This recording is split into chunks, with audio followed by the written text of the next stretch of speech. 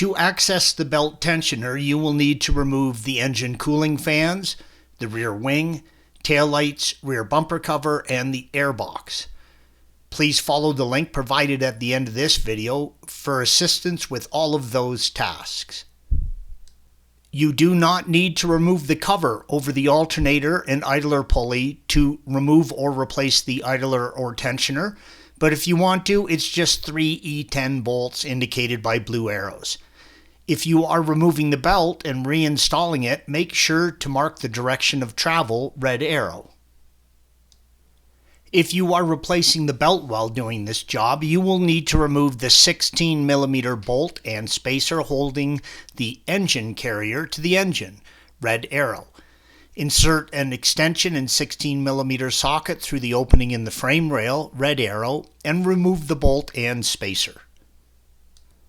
If the pulley is making noise or has any play in it, you need to replace it. If you are replacing the idler pulley, it is a good idea to use a pick and pull the cover off before removing the drive belt, red arrow.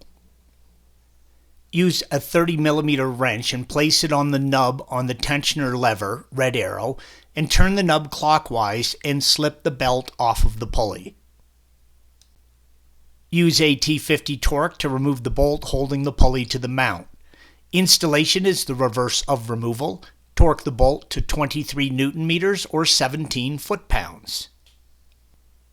This image shows the new pulley. The red arrow indicates the bearing and seal, which can go bad.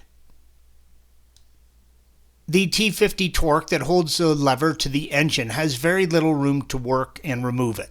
You will not be able to use a standard torque bit or socket and ratchet to remove it, as the engine carrier interferes with it. Do yourself a huge favor and buy or borrow the proper tool. Schwab makes a stubby torque set, red arrow, that I use, and it makes the job simple. Remove the bolt for both the lever, red arrow, and the one lower holding the strut on, and remove the lever and the strut from the vehicle as one piece.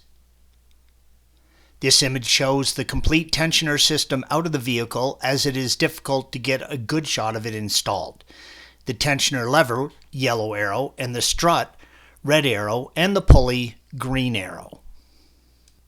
You need to remove the lever and the strut from the vehicle because the top of the strut is screwed into the lever from behind, green arrow.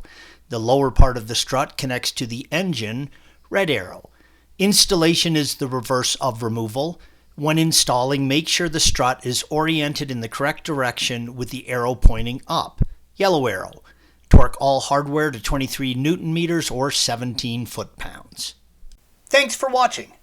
Be sure to subscribe to our channel and check out another video in this series.